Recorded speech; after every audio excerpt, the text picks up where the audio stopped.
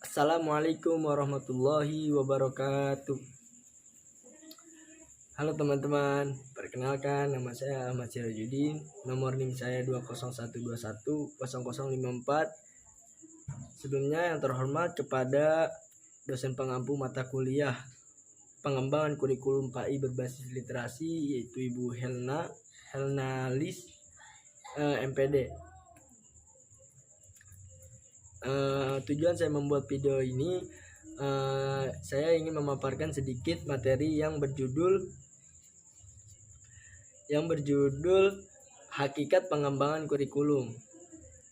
Jadi di materi pertama ini ada hakikat kurikulum development dengan kurikulum improvement. Apa itu? Kurikulum development adalah salah satu komponen yang penting dalam pendidikan. Di dalamnya bukan terdapat tujuan, melainkan ada sebuah pemahaman dan pengalaman seperangkat rencana dan pengaturan mengenai tujuan, isi dan bahan pelajaran, serta cara yang digunakan pembelajaran untuk mencapai tujuan pendidikan tertentu. Menurut Harjana pada tahun 2011,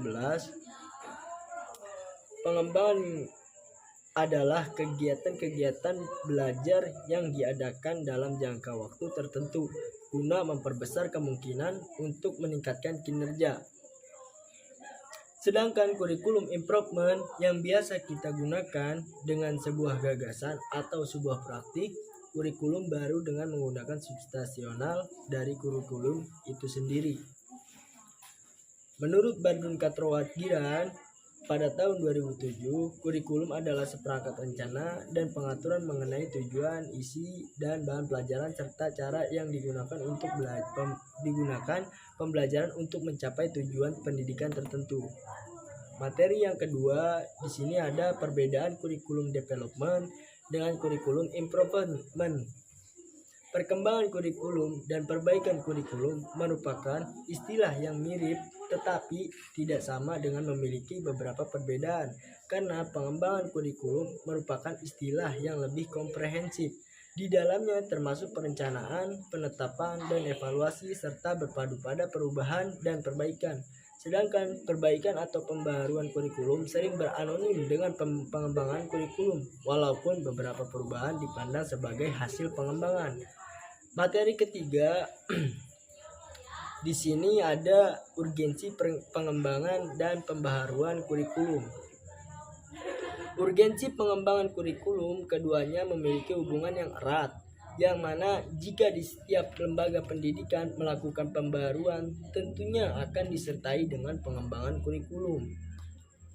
Materi selanjutnya di sini ada langkah-langkah pengembangan kurikulum. Langkah-langkah pengembangan kurikulum ini terbagi menjadi 4. Apa saja? Yang pertama ada menentukan tujuan. Yang kedua ada mengidentifikasikan dan menseleksi pengalaman belajar. Dan yang ketiga itu ada mengorganisasikan bahan kurikulum dan kegiatan belajar. Dan yang terakhir itu mengevaluasi hasil pelaksanaan kurikulum. Di materi selanjutnya ada strategi pengembangan kurikulum. Yang pertama itu ada merumuskan tujuan. Nah, yang kedua di situ ada merumuskan dan menyeleksi pengalaman belajar.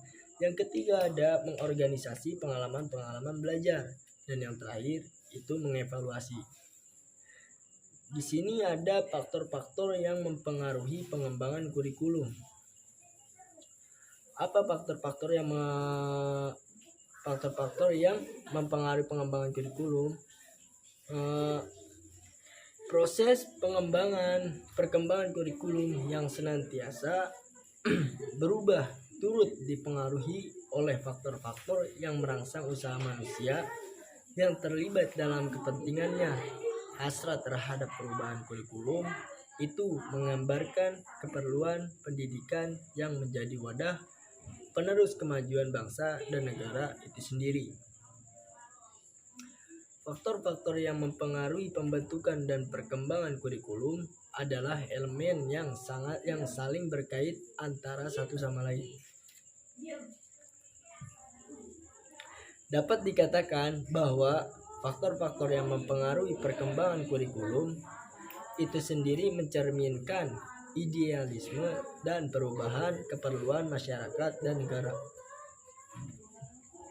Melalui institusi persekolahan yang akan meneruskan kebudayaan, ada beberapa faktor yang mempengaruhi pengembangan kurikulum, antara lain: yang pertama,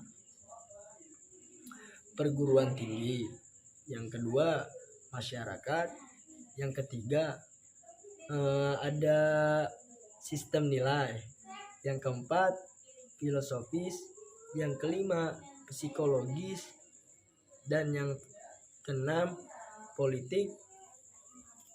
Yang keenam, politik, pembangunan negara dan perkembangan dunia, ilmu dan teknologi, atau bisa disebut dengan iptek.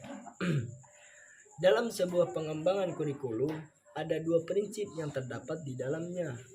Ada prinsip umum dan prinsip khusus.